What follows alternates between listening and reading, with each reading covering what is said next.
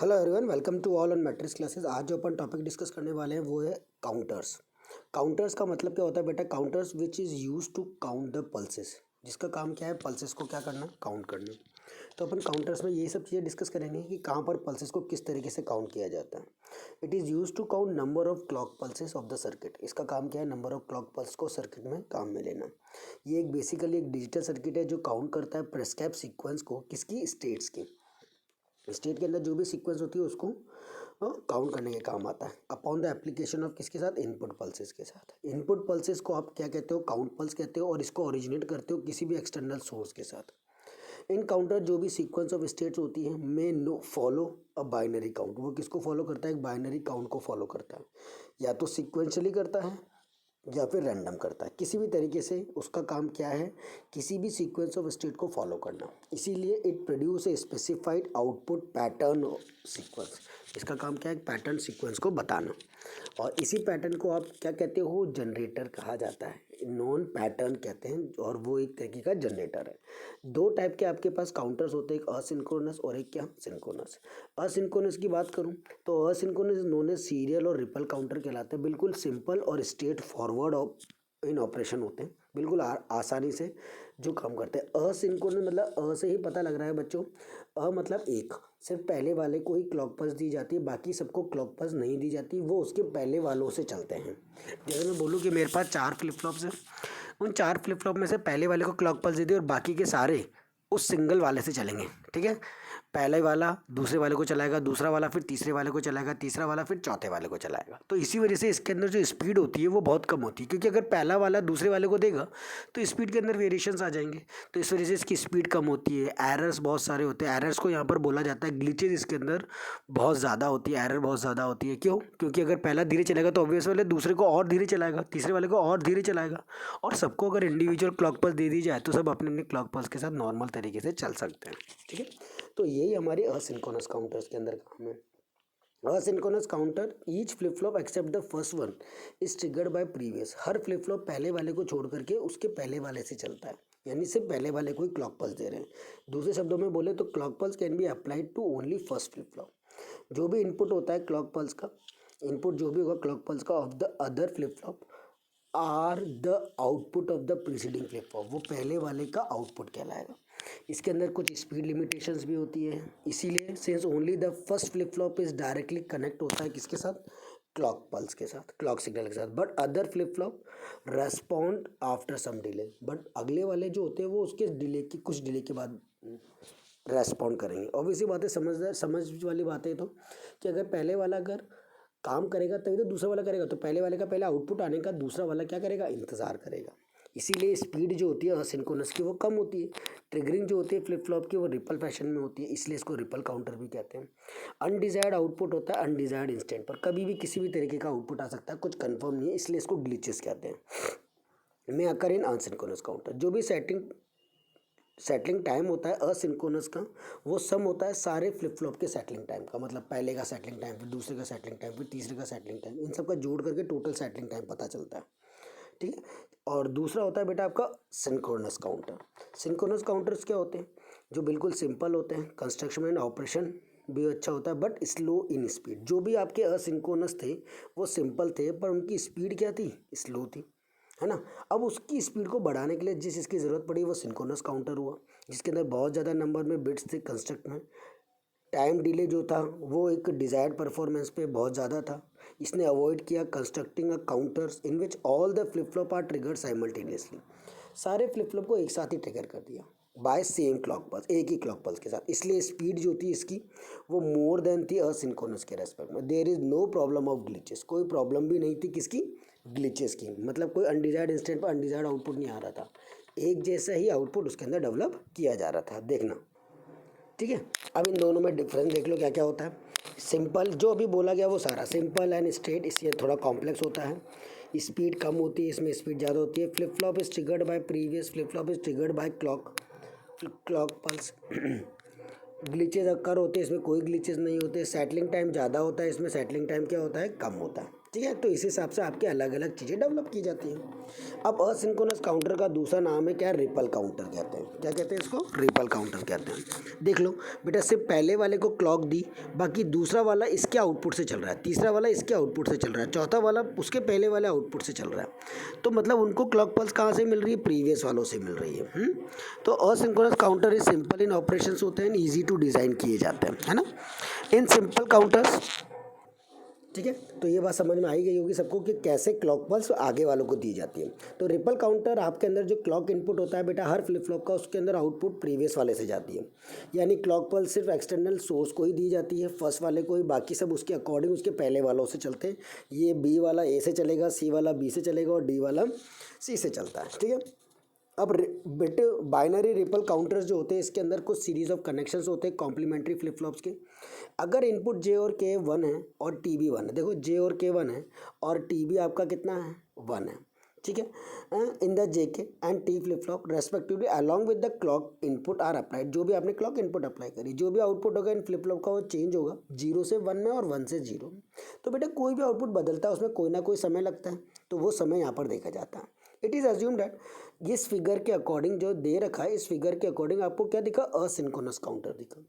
यानी वो क्या दे रहा है, एक negative edge triggered flip flop को यूज़ कर रहा है and therefore whenever the clock pulse goes to negative, और जब आपकी क्लॉक पल्स नेगेटिव जाएगी जो भी आउटपुट है वो चेंज हो जाएगा आइदर फ्रॉम 0 to 1 और 1 से कितना 0 तक। तो इसको कहते हैं रिपल काउंटर। अब इसका अपन 4 बिट रिपल काउंटर देखेंगे, ध्यान से देखना। देखो बच्चों, ऑपरेशन, ऑपरेशन किसका, 4 बिट ट्रिपल काउंटर का। अब 4 बिट ट्रिपल काउंटर में बेटा मेन तो चीज़ ये ट्रुथ टेबल है।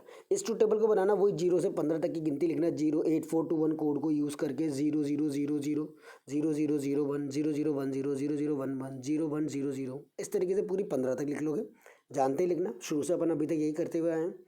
तो initially all the flip flop को रीसेट किया जाता है, यानी DCB आपका 000 हो गया।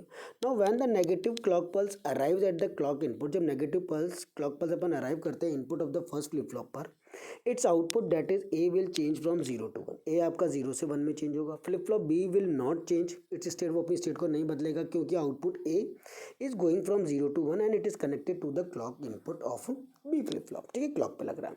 सिमिलरली सी और D will not change their state, अपनी स्टेट को नहीं बदलेंगे।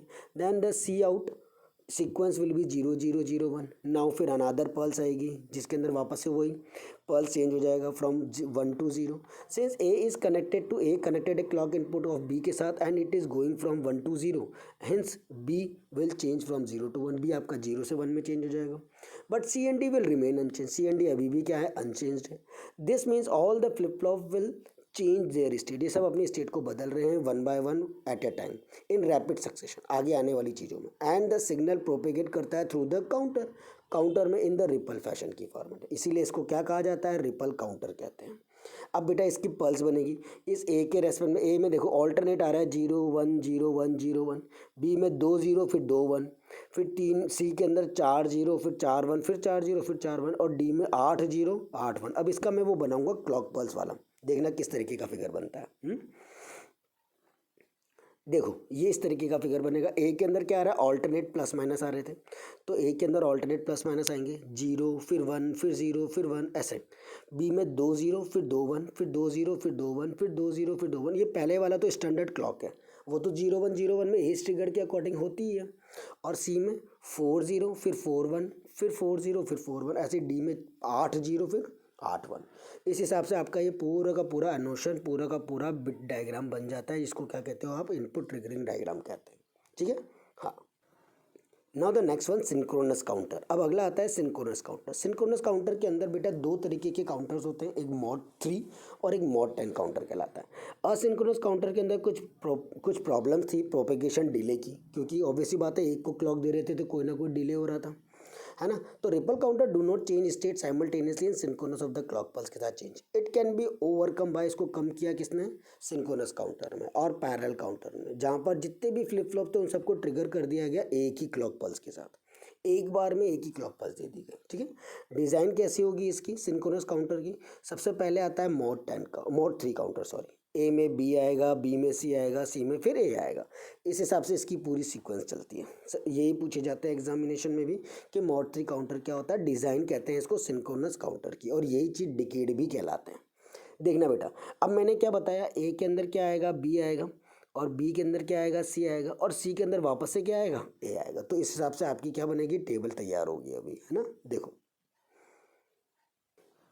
सी है, ए प्रेजेंट स्टेट कितनी है, ए है, नेक्स्ट स्टेट बी हो गई, फिर बी में सी आ गया, फिर सी में फिर वापस ए आ गया। अब मैं इसकी ट्रुथ टेबल भी बनाऊंगा, मतलब ट्रुथ टेबल मतलब वही सीक्वेंस 0 0 0 1 और 1 0 की फॉर्मेट में। यानी अब नेक्स्ट टेबल पे आया प्रेजेंट स्टेट, और ये कितना है, नेक्स्ट स्टेट। 0 0 0 0 में क्या आएगा बच्चों, 0 1 आएगा, अगली वाली स्टेट आएगी। तो देखो ये 0 1 आ गई, है ना, नेक्स्ट स्टेट। और 0 1 में उसके नीचे वाला आएगा, 1 0 आ गया, फिर 1 0 में वापस से ऊपर वाला आएगा, तो 0 0 आ गया। ठीक है, तो हिसाब से इसकी प्रेजेंट स्टेट और नेक्स्ट स्टेट की टेबल बन गई। Is it clear? बिल्कुल टेबल को देखना है, जैसे ए था ना, उस यहाँ पर ए, इस पूरे को ए बोल दो, इस पूरे को क्या कह दो, ए कह दो, फिर इसको बी कह दो। तो ए में बी आ गया, ये रहा देखो ऊपर दिख रहा है, बी में फिर सी आ गया, सी में फिर से ए आ गया, है ना। अब इनका अपन बनाएंगे बेटा एक्साइटेशन टेबल। देखो दोनों को मिक्स कर दिया, ये तो प्रेजेंट स्टेट थी, ये आपकी नेक्स्ट स्टेट थी। अब इस छोटे वाले क्यू नोट और इस बड़े वाले क्यू नोट को मिला लो। 0 0 पर टी इंटू में क्या होता है, टी फ्लिप फ्लॉप में क्या होता था, एक्साइटेशन टेबल सेम होते थे तो 0 होता था, देखो सेम है तो 0, फिर वापस से ये 0 और ये 1 1 होगा, फिर 1 और 0 पर 1 होगा। ठीक है, छोटे छोटे ले लिए। अब बड़े वाले, मतलब छोटे मतलब क्यू नोट वाले ले लिए। अब Q1 वाले लेंगे। ठीक है, कौन से वाले लेंगे, Q1 वाले लेंगे। तो ये वाला Q1 और ये वाला Q1 वाला ले लिया टेबल में, है ना। तो इस हिसाब से आप लोगों की ये टेबल तैयार हो रही है ना। वापस से वो एक्साइटेशन टेबल उसी फॉर्मेट में लिखेंगे, ये Q1 और ये Q1, 0 और 1 दोनों डिफरेंट है तो 1, 1 और 0 दोनों डिफरेंट है तो 1, 0 0 सेम है तो 0। अब के मैप बनेगा बेटा इस टी क्यू नोट का और इस टी क्यू वन का के मैप बनेगा। कहाँ पे आ रहा है, 0 1 और 2, 0 1 और 2, 1 और 2 पे 1 आ रहा है, और दूसरे वाले में 0 और 1 पे आ रहा है। तो देखना के मैप, देखो बेटा के मैप, टी क्यू नोट का के मैप देखेंगे। ठीक है, तो वही अपन जैसे लिखते हुए आए, के मैप यहाँ पे बना लिया। 0 1 2 पे आ रहा है, 3 पे तो नहीं आ रहा, 3 पे जिस पे नहीं आ रहा उस पर डी लिख देना, और क्यू नोट और Q1 लिख दिया, ये दोनों और ये दोनों। तो पहले वाले का आंसर हो जाएगा Q0 प्लस का कितना, Q1, इसके अंदर Q0 और इसके अंदर Q1। टी Q1 की बारी आई तो टी Q1 के अंदर आगे वालों पे आ रहा है 0 और 1, और फिर आखिरी तो है ही नहीं रहा, थर्ड स्टेट नहीं थी तो उसको तो डोंट केयर लिख दिया, तो उसका तो कुछ होगा ही नहीं। ये दोनों ही अपने आप में पेयरिंग बना लेंगे, या फिर अगर ऐसे बनाओगे तो ये दोनों ही अपने आप में पेयरिंग बना लेंगे। तो कितना आ गया, Q0 बार। दोनों में से किसी एक तरीके से बनाना है, दोनों मत बना देना, इन दोनों में से एक बनाना है। तो टी Q0 के अंदर Q0 प्लस Q1 आ गया, और टी Q1 के अंदर Q0 बाहर आ गया। अब दो फ्लिप फ्लॉप बना लेना, ये टी का बना लिया और ये टी का दूसरा टी बना लिया, एक में Q0 आउटपुट है और एक में Q1 आउटपुट है। अब पहले वाले टी के अंदर देखो क्या आ रहा है, टी इंटू Q0 में क्या आ रहा है, Q0 प्लस Q1, तो यहाँ से भेजा ये Q0 और यहाँ से Q1, और इन दोनों को और गेट लगाकर जोड़ दिया और इसके अंदर दे दिया। सिमिलरली अगले वाले में सिर्फ Q0 बाहर आ रहा है, तो Q0 बाहर की लाइन ये रही, इसको इसके साथ जोड़ दिया और दोनों को क्लॉक पल्स दे दी, इसको भी दे दी और इसको भी दे दी। ठीक है, तो इस हिसाब से आपका ये स्ट्रक्चर तैयार हो गया। तो ध्यान से यहाँ तक का करो, फिर नेक्स्ट क्लास के अंदर अपन मॉड 10 काउंटर और कुछ रजिस्टर्स को लेंगे, है ना।